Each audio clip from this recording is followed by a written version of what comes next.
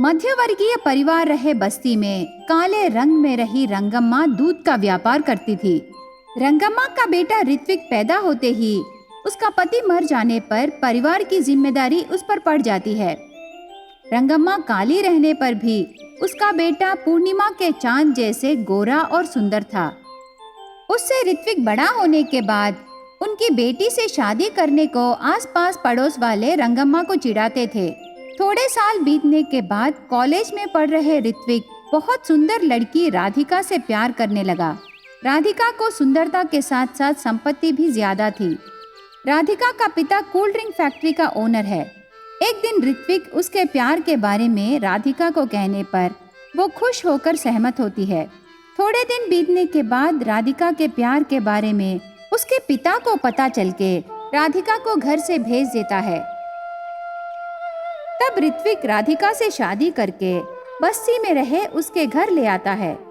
अचानक से शादी करके घर आए ऋत्विक को देखकर रंगम्मा पहले शॉक हो जाती है, लेकिन बाद में बेटे की इच्छा से सहमत होकर आरती उतारकर बहू को अंदर बुलाती है।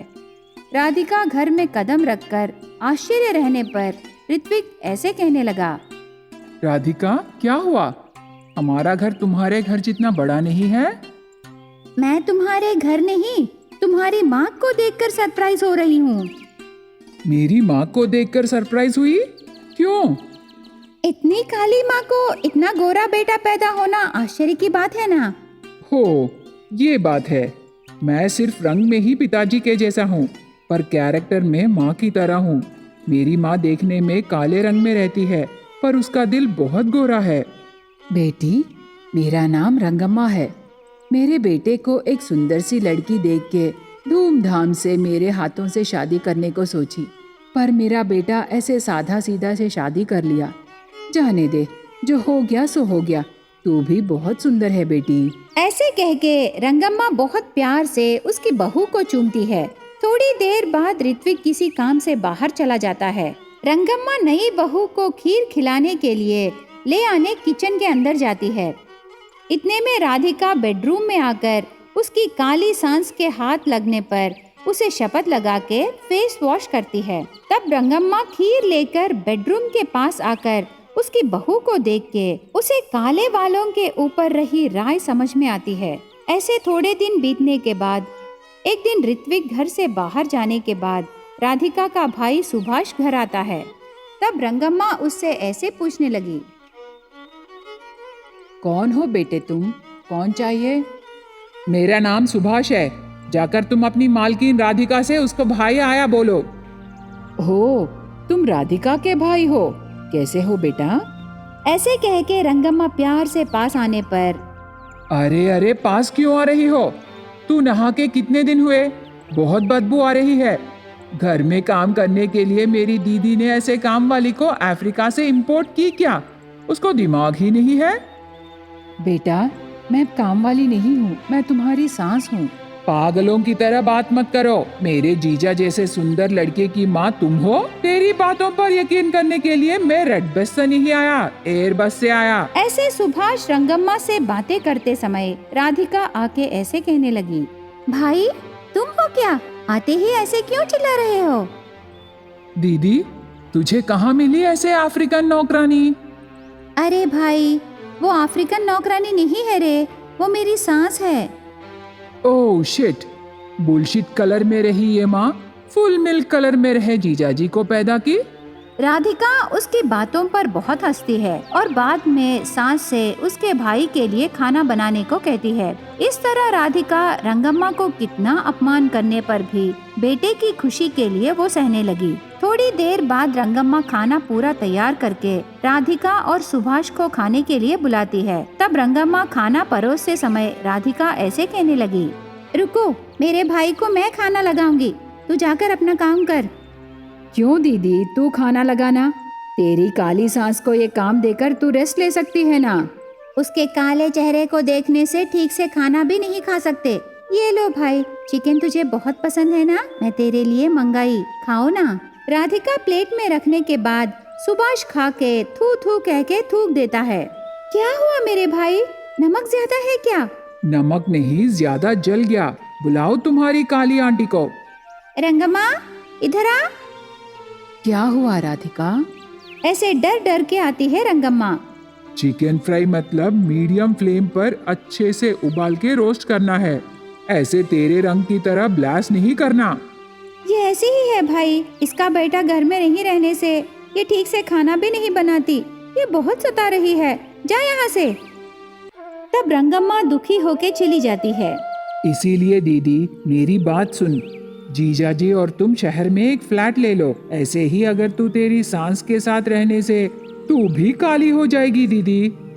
ऐसे कह के सुभाष फौरन चला जाता है। ऐसे थोड़े दिन बीतने के बाद एक दिन ऋत्विक घर से बाहर जाने के बाद पूरी बस्ती को आग लग जाती है। रंगम्मा का घर पूरा जलने लगता है। उस समय राधिका अकेली घर में रहती है। तब आग में जल रहे घर के खिड़की के पास से राधिका जोर जोर से चिल्लाकर ऐसे कहने लगी, सासू माँ, मुझे बचाओ, मेरे चारों ओर आग लग गई, धुआं पूरा भर गया सासू माँ, मेरी सांस भी नहीं चल रही, सासू माँ मुझे जल्दी से बचाइए। राधिका को आग में देखकर रंगम्मा की दोस्त ने बहू को नहीं बचाने से ही तुझे छुटकारा मिलेगा कह के सलाह देती है। वो बात सुन के रंगम्मा उससे ऐसे कहने लगी, बस करो तुम्हारे सलाह, वो मेरी बहू है, वो भी हम सबके जैसे मानव ही है। अगर कोई मुसीबत में रहने से हमें उसकी सहायता करनी चाहिए, यही धर्म है। अगर तुम मेरे अच्छे चाहने वाले दोस्त हो तो तुम तुम्हारे घर से बकेट भर पानी लाके आग को बुझाने की कोशिश करो। वो बात सुन के रंगम्मा की दोस्त का दिल बदलकर उसके घर से बकेट से पानी लाके रंगम्मा की मदद करती है। बकेट से पानी डालने पर आग बुझ जाती है।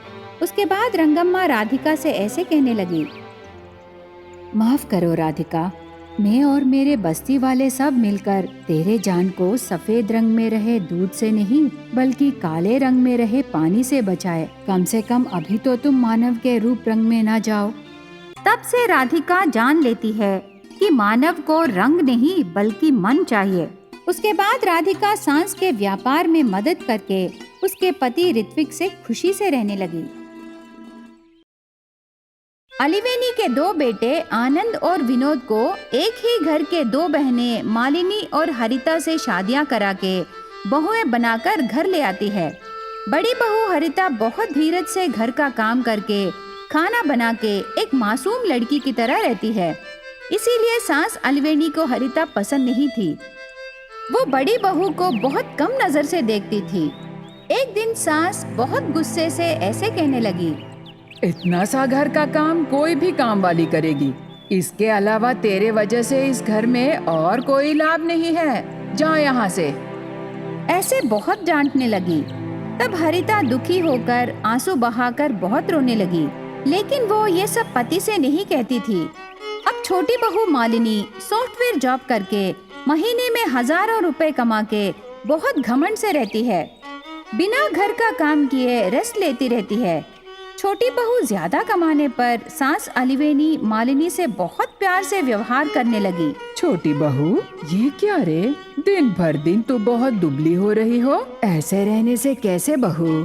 खाना बेकार बनाने से ऐसे नहीं तो कैसे रहूंगी सासू माँ? ये क्या कह रही हो?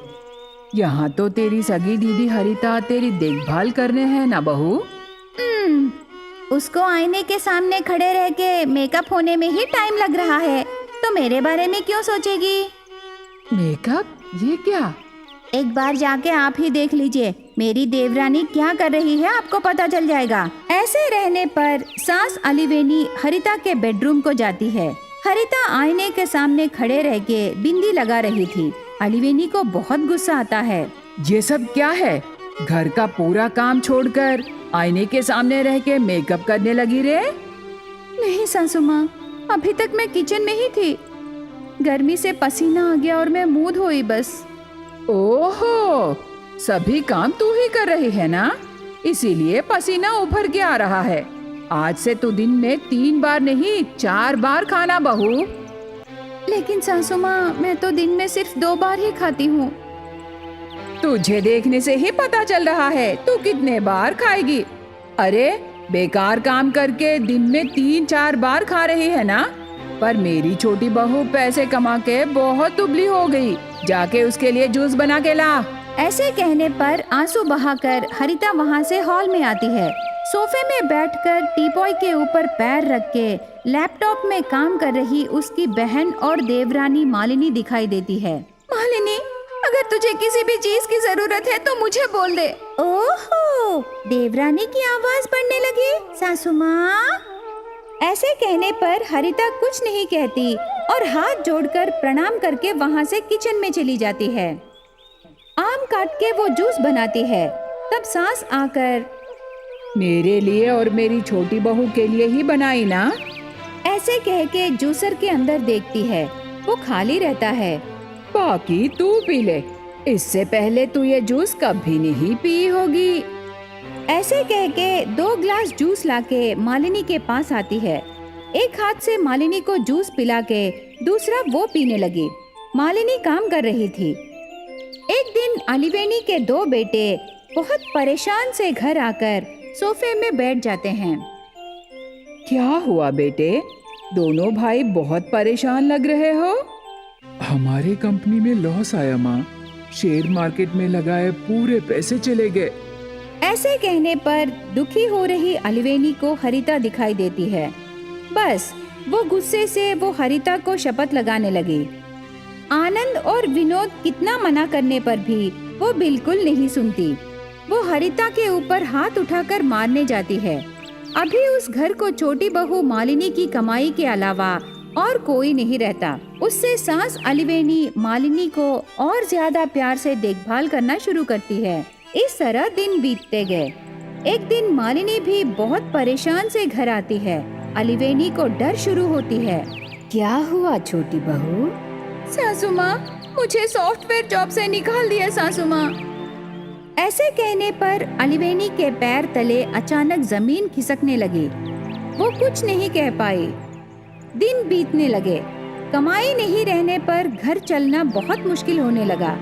तब बड़ी बहू हरिता बहुत सोचकर उसके पास रहे सोने की बालियां गिरवी रख के आए हुए पैसों से घर के सामान लाती है। हरिता अलिवेनी स्वगृहा फूड्स के नाम पर घर पर ही तरह तरह के व्यंजन बनाकर एक थैली में रख के गांव पूरा घूमकर बेचना शुरू करती है। आइए आइए, अलिवेनी स्वगृहा फूड्स आपके लिए। यहाँ तरह तरह के व्यंजन मिलते हैं, वो भी ताजे ताजे। पहले आप सिर्फ 100 ग्राम ही लीजिए और खाइए। आपको पसंद आने से पैसे दीजिए और हमें ऑर्डर दीजिए। आइए आइए, अलिवेनी स्वगृहा फूड्स। ऐसे कहते समय बहुत सारे लोग हरिता के पास आकर ले जाने लगे। उन्हें बहुत पसंद आता है। एक के बाद एक हरिता को फोन करके ऑर्डर्स देने लगे। ये सब देखकर सास अलिवेनी को उसकी गलती का एहसास होता है। तब से अलिवेनी मालिनी से घर का पूरा काम करा के हरिता की सहायता करने लगी।